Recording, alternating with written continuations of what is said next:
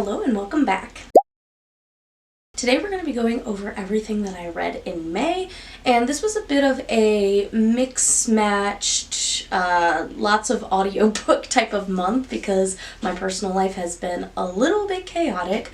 I've been transitioning jobs and it's been really exciting, but I haven't been focusing on reading as much. I still read about 8 books, but I only had like one 5-star book, and I'm not even sure if I would still say it's 5 stars, probably like a 4.5.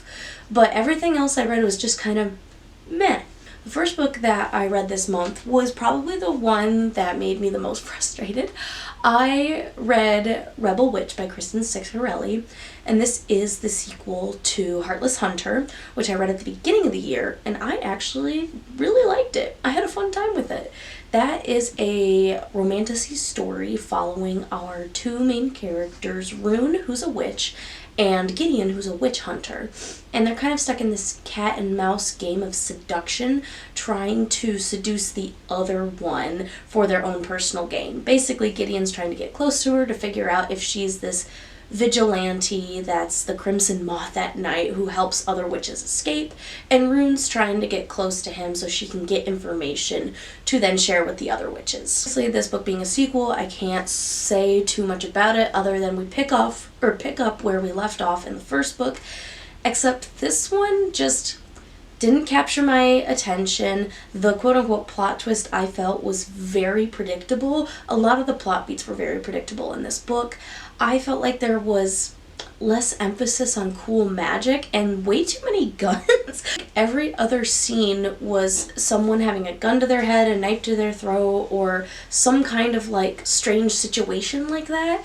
It just felt like there were too many conveniences, and like if I had a nickel for every time that one of the characters almost died but didn't, I would have a lot of money, actually. I can't say specifically which character, but if you've read the book, you know what I'm talking about. I was underwhelmed, not entertained. For as fun as the first book was, this book lost that fun and just turned into kind of like a hot mess. I don't want to say like soap opera, but it felt like that at times. This just was not for me. I hope everybody else likes the sequel. Second book I actually picked up on a whim, and I was pleasantly surprised by how much I liked this. This book is Margot's Got Money Troubles by Ruby Thorne.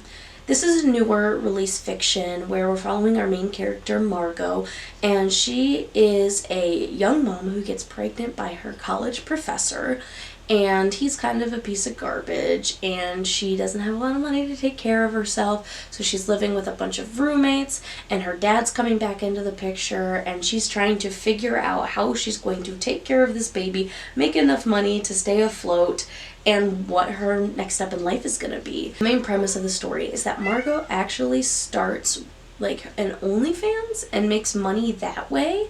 So she's trying to provide for her son while doing this, while trying to figure out like what makes you popular on the internet and like what her purpose in life is. And it's actually kind of interesting because she was like an English major, and she brings a lot of that energy into her new job with like the way that she communicates with like her clients and things like that. I thought it was fun. I also learned like a ton about wrestling because her dad is like a professional wrestler. Lots of commentary on, you know, womanhood, being a young mom, what that means, like a conversation surrounding sex work and what that means in today's society too, how it's looked down upon, and how there's like so much more expectation put on for women to perform and be a certain way as opposed to men.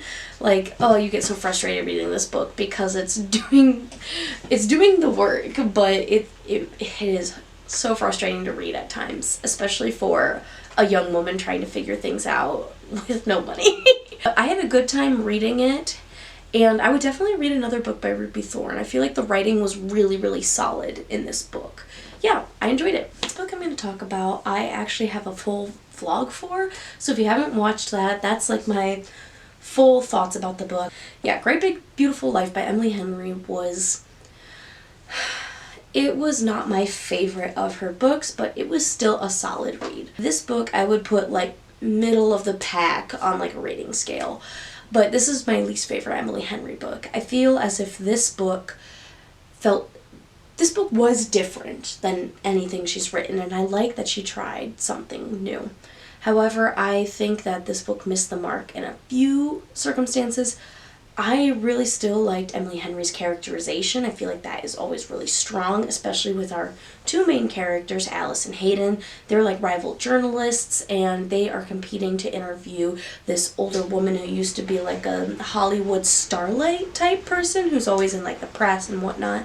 So the two are competing to try to win the bid to be the person to interview her and to write a book about her. It's all about, I think her name's Margaret. Is it Margaret? Yeah, I think so.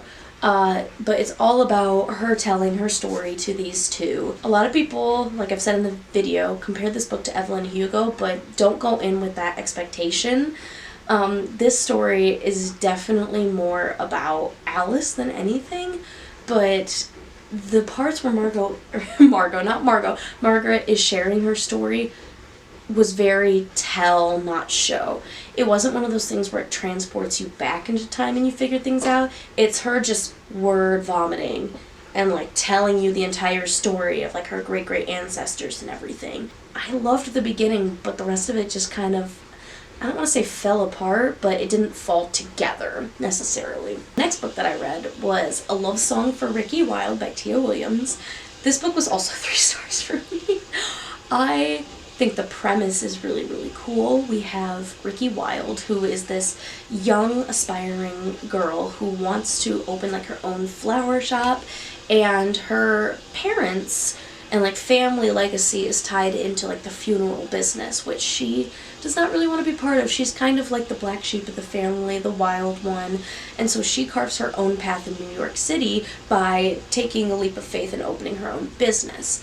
And then the love interest of this story, I can't even remember his name. That's the sad part. Like I didn't care enough. I think it's Ezra maybe? He was a pianist, so he's very musically gifted and everything, and like Ricky's old soul kind of matches perfectly with him. I enjoyed the setup of this book. I enjoyed the beginning parts of it, but I think as the book went on, I found my interest waning. It was not something where I was like ripping through the pages trying to figure out what comes next. It was more like a, oh, that makes sense. Oh, I see where you're going. Oh, okay. There was nothing that really stood out to me. It wasn't like, it was not a bad story by any means. Like, I still think it was a solid read. But this is the second book I've read by Tia Williams where I thought I was going to be swept away with like magical writing and enjoyment, and it was just alright for me. The next book, maybe this is me realizing that I was kind of in a reading slump. Okay, the next book that I read was for my horror book club, and this book was called Youth Juice. I don't remember who it was by. That's how you know I'm like, about a book. This book is compared to The Devil Meets Prada meets American Psycho, and then they're smushed together. This book is about a girl by the name of Sophie, and she works at this like beauty skincare type company, and they're like an empire where they're called a Hebe, and they're working on a prototype like product that's called Youth Juice that's supposed to reverse the effects of aging, anti-aging, anti-wrinkles, all that kind of stuff. Keeps you youthful and glowing like it sounds like it would. We're following Sophie as she's navigating her role in the company of Hebe and doing some questionable items along the way. Like, we're learning a bit about her past and like what her future holds, and like there is like a big conspiracy going on at Hebe trying to figure out like what is happening to these interns that are going missing, essentially. I feel like the story felt very choppy with the way that it was written. Like, we would be flashing back to 2008, then to modern time, back to 2008, modern time, you know? And it didn't feel like it flowed coherently for me. It was hard to follow and hard to understand how the past was like playing into the future necessarily. I feel as if Sophie as a main character, we had a sense of motivation for what she wanted, but other than that, I felt like I didn't really know much about her. She felt like a very flat protagonist. I did like, however, the conversation that came up of the fact that she's like in her 30s and she's trying to like make a name for herself, and be very career focused, and her family is the type to be like, this is a little ridiculous, isn't it? Like, wouldn't you rather settle down and blah blah blah, and like the expectations put on her for what people think she should be doing versus what she is doing. I wasn't really scared at any point reading this book or freaked out at any point reading the book, and it's supposed to be kind of like a body horror psychological thriller type, and I was not thrilled or enthralled or captivated by really anything that had happened. I was just left feeling angry at this book, actually, because I wanted so much more, and it was like set up to be so much more than what it had delivered. It actually made me so angry to the point that I read another book that we'll talk about because they'd been like pitched to have the same premise. So it's a vlog coming out soon. But that's where I'm going to stop with my rant about Youth Juice, but I have a bunch of notes that I will dive into at a later time. The only other thing that I'll say is the number of times that the author compared things to butter was like a little weird. I'm actually excited for the next 3 books because I can actually hold them up while I'm talking about them. And the first thing that I read was Girlfriends by Emily Zhao. This was for my Sapphic book club, where we read various types of like queer literature, mostly dealing with female. But this book was about the trans experience and everything coming with it. It had like 6 different short stories, and it was really cool because this is like a super underrated author. The printing press that did this book, every single person is a trans woman in it, so getting the representation that we want to see. I thought that this book was really fun to talk about and discuss, especially because we actually have some like trans women in our group, so we got their perspective on things, what sounded or what like worked in the story, what they had wished to see, and it was just one of those books where I think this would be a perfect introduction to like the trans writing experience for people, because this book is not one of those books where it's just based on like trauma and people being against you and blah blah blah. This story feels remarkably normal and relatable, and that's why I think it is so effective in what it does. Like, I was reading this story and I could relate to every single character trying to navigate the young early 20s lifestyle with college, trying to figure out things like roommates, relationships, and trying to understand why your friend is dating the dude that has like the bar in hell sort of situation. I'm glad I read this because it's not something that I probably would have picked up on my own, because I didn't even know this existed. Like, it wasn't available at any of my libraries because like not many like reviews even on Goodreads or anything. So let's change that and go read this book. Okay, the next book I might be dramatic about by saying it's the bane of my existence, but it's a little bit the bane of my existence. And I still gave it 3 stars, so what am I saying? I read Generations by Jean D. Twenge because my friend from Narrative Nonsense, which is a podcast, if you haven't listened to, you should go check it out because she's super cool. This is the real difference between Gen Z, Millennials, Gen X, Boomers, and Silence, and what they mean for America's future. So what I will say is this book is 500 pages of information about the different generations, and the thesis or golden thread is essentially what technologies have come out that have affected the generations, and what does that mean for future generations. So what I did enjoy about this book was the chapters that were like the Silence, the Boomers, Gen X. Those all were super interesting chapters. They felt very like clinical in a sense, where it was like a top-down view of all the generational things. Like this book is very data heavy too, so like there'll be, you know, graphs on every page and like you learn interesting things, and I'm like, oh, that's awesome, you know. And it gives you like a little bit of pop culture, like the political landscape, the economic landscape, the technology, obviously, all those sorts of things that would play into making people who they are. Those chapters were interesting, but then I understand where my friend's complaint came from. Her complaint was that once you get to the younger generations, it feels like it's a pile-on. The chapters depicting Gen Z and millennials was very it was not objective language. The language was very subjective, and it was almost like ranty in the sense of like, well, maybe if millennials spent less money on avocado toast and blah blah. It was that kind of vibe because the author is Gen X. And it was really frustrating to read about like things that are closer to my age, and to have them kind of viewed through this like negative lens, like this is when the world started to turn kind of lens. And this book was written in 2023, so like it had stuff about like the pandemic and how you know, social media and the rise of that has come into play too. So it was weird reading about my own generation and saying some of this fits, but a lot of this feels not quite right. Specifically, I feel like the millennial chapter was really negative sounding. Like, one of the author's main arguments and complaints in this book was that the millennials actually had it better off in the economy than they choose to believe. And I'm like, they've built their whole identity on not being in a good economy and blah blah blah. And I'm like, I don't think a whole generation would make that up, babe. Like, what are you talking about? More of this is going to come because I'm actually probably going to guest star on my friend's podcast to talk about this book. But my main gripe with this story is there is a lack of social awareness and other factors that could contribute to why people are making these claims about their generations. What made me the most upset is that the author, Jean, I'm going to call her Jean.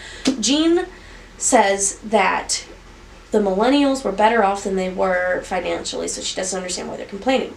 Jean only talks about millennials with a college degree. So Jean is talking about the upper crust millennials, essentially. They have college degrees and can afford houses. And she's saying, yeah, they're better off than you would actually believe. She fails to look at it from the perspective of like millennials and younger people that are living off of like minimum wage or smaller wages. And then she doesn't account for inflation and a lot of the things that she's saying. And it often feels like the data she's like cherry picked to kind of back up her points rather than objectively saying, this is what we've noticed, like she did in the previous generations, talking about like boomer silence and Gen X's. It was incredibly frustrating to read, and it wasn't frustrating until I got to those chapters specifically. And I don't know what else to really say about it, but like there's almost a sense of like anger coming through this story, like at the younger generations. Like it was just really difficult to get through after a while. Still really interesting, but I wouldn't go around like recommending this book to everybody. It does make me want to read more like social psychology books and things, but a lot of the stuff in this book was actually stuff that I remember from the anxious generation. If you want to read a book that's a little bit more accurate to like the Gen Z millennial feel, specifically with talking about social media and technology, I think that The Anxious Generation by Jonathan Haidt would be much better of a choice for that. I'm still glad that I read this because it made me think a lot, and that's why like it still gets like a 3 stars for me, because it was very thought-provoking. I started a lot of mornings with this book, but I'm very glad that I am done reading it as well. Thankfully, after a lot of this negativity and meh feelings, I ended the month on a book that I would give 4.5 to 5 stars. The book in question is Natural Beauty by Ling Ling Wong. Shout out to my local library for having it. When I finished Youth Juice and said, God, I didn't like that. And then I was like, what else is another horror, beauty, skincare related book? I will be comparing those two in the next vlog that's coming out. But this book was great. It does so much in like 245 pages, which is insane. I also loved our main character, her perspective of things, and she felt so grounded and motivated because all of her motivations were for her family and to help other people. It wasn't for personal gain, but then she felt all of like the positive effects of like pretty privilege and things like that. Also enjoyed the extra layer of this book where we're talking about her Asian American identity a lot too, and how beauty standards is almost like an erasure of that identity. There was a lot of great material about that. So this book follows our main character, and I'm trying to remember what her name is. You know, she may not even be named, actually. I was like, I can't remember her name, and maybe she doesn't even have one.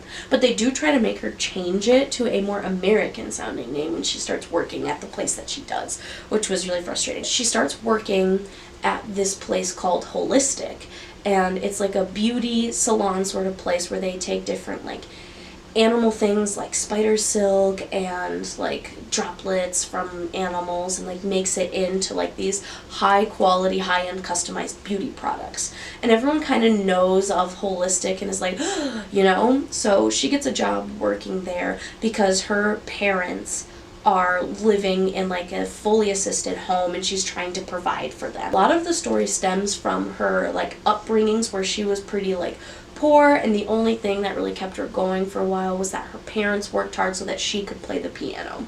So we're following her going through this change of trying to figure out her life, take care of her parents, work for this kind of sketchy holistic place, and chaos ensues after that. One thing that I loved about this book is I didn't see some of the stuff coming that was in here. I predicted one thing correctly, and that was it. Everything else was like surprise after surprise. Like, I felt unease and suspense in certain parts of this story too. Like, the type of psychological horror that you can get invested in is this. This book is not only body horror, but it's also that psychological warfare that I really like. And Ling Wong just like perfectly balanced that. There was also a lot of like tenderness between this girl and her family and one of the other girls. And I just really liked this. I really enjoyed this book. This is my favorite quote in like the whole book because it just sums things up perfectly. So the main character is talking to this other girl, and she says, "Of course I don't know why I was surprised. Holistic has changed everything. Natural beauty doesn't exist here. It's created. Why not ethnicity?"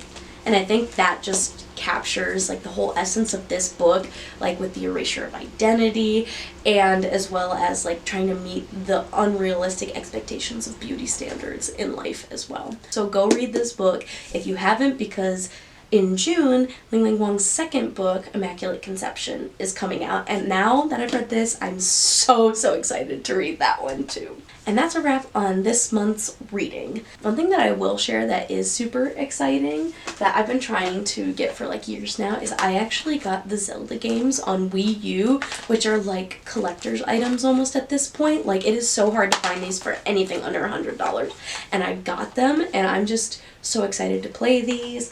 I've also started my library's summer reading challenge too. So we have like the read for 30 days, and then there's a book like number challenge too. So like you just have to read 30 days of the summer and color in the suns, and then the other part is you set a goal. So if I think I could read 10 books this summer, I would put that up here, write down the titles, and then there's some bonus content too for additional like entries to win a prize. I'm like so glad that libraries do this. If you made it to the end of the video, leave a comment for what your favorite book was that you read in May. I'm also available to follow on Instagram if you'd like. I have a Webtoons comic called Tales of Grandeur if you're interested in reading that. And I will include all of the links in the description below. But thank you for being here. I'll see you in the next video. Bye!